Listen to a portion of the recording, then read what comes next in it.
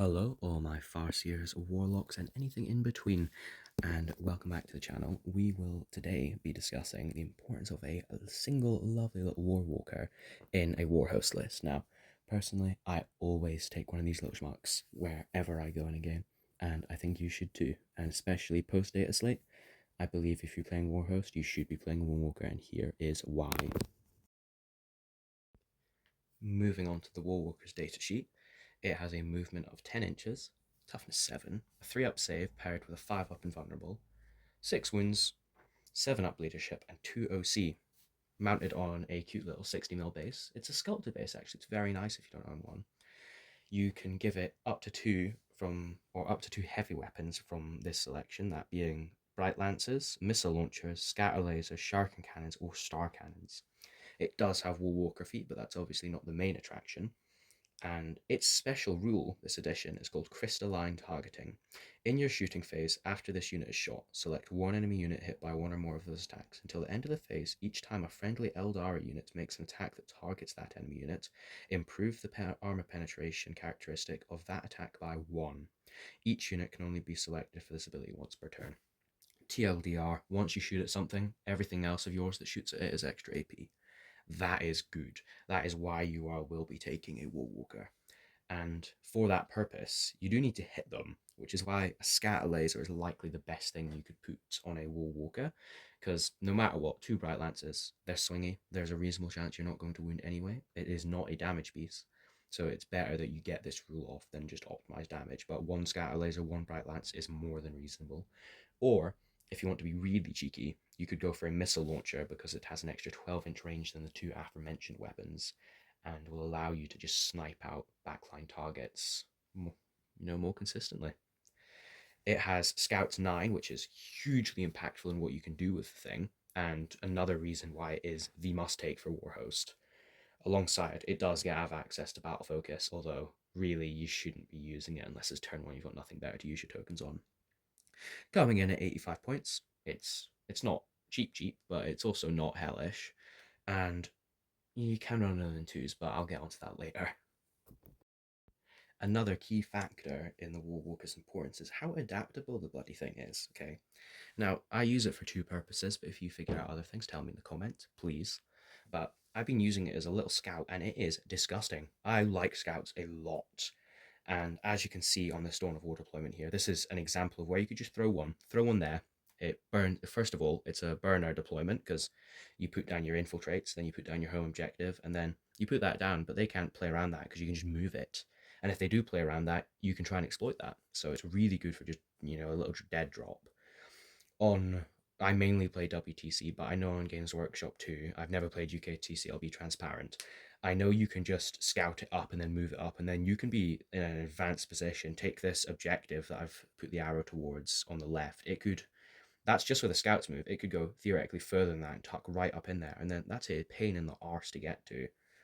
And it could get you engaged first turn if you get a bad secondary, and get you area denial and get you cleanse. It's so good for scoring secondaries quickly. And if you don't get first turn, you just hide it away and then you'll have it later. Being on a 60mm, that's pretty small for a vehicle, and it itself is a small vehicle. So you should be able to hide it relatively well, and if failing that, hopefully you've got cover at least. And sort of a distinction between rangers and scorpions is you can't just throw out your own little infiltrators to try and pick it up. You do need a bit of dedicated firepower to get through that toughness 7, which is good, because then that'll draw out some dedicated firepower, which if you need to, you can pounce on next turn, and then they've killed one smelly little Warwalker, and then all of your other lovely damage dealers are still just knocking about. It can just give you a tempo advantage right off the get-go if you use it in this scouting form.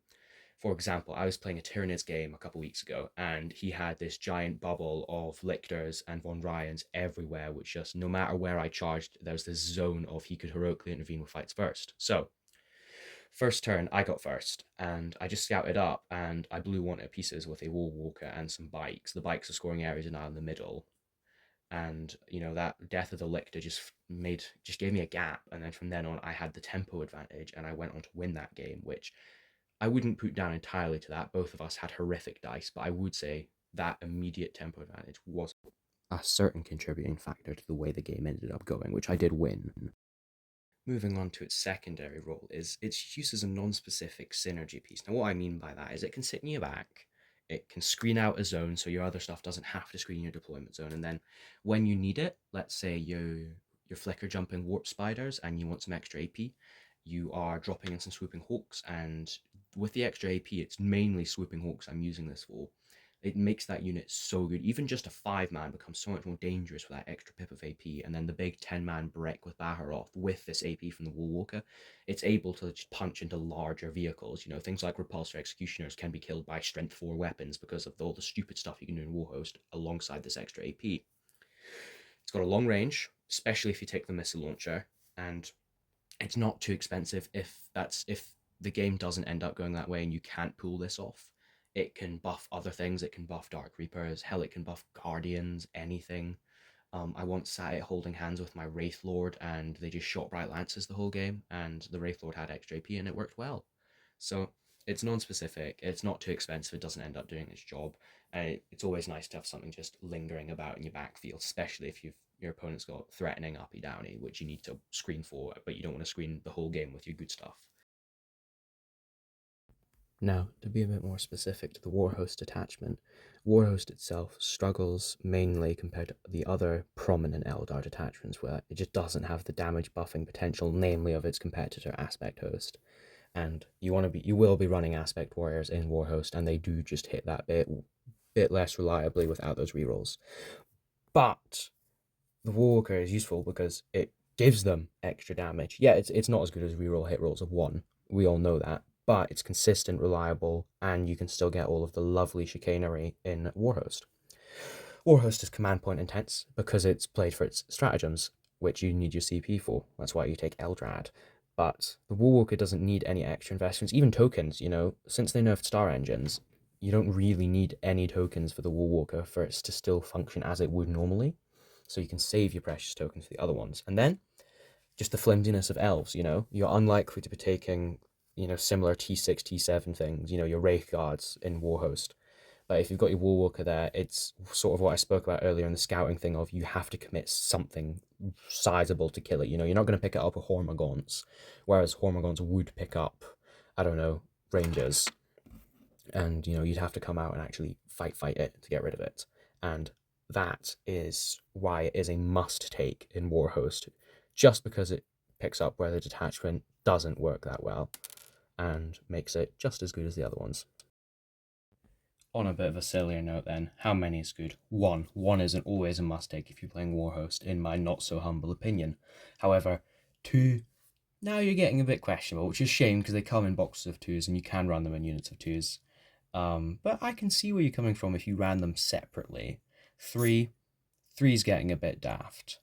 But, as it suggests on the screen, if I can get 100 likes on this video, I will buy 2 more, paint them up, and I will play them. And you, my lovely people, will be getting a battle report, maybe even a tournament report if they somehow work that well. Now, to end things off, I hope I have shown my passion for the Warwalker and that you might consider bringing it along too. It's a silly, old, rotted with mold lines, ancient kit, but it is such a fun model to play on the board, and it just gives me old 40k vibes. It's great. Now, I'm aware this is the first proper upload to the channel. I haven't done a video in a while, but I really hope you've enjoyed it, and I do hope to be doing some more Eldar content very, very soon, so like and subscribe and stick along for that. Thank you very much for watching, and I will see you the next time. I've already foreseen it.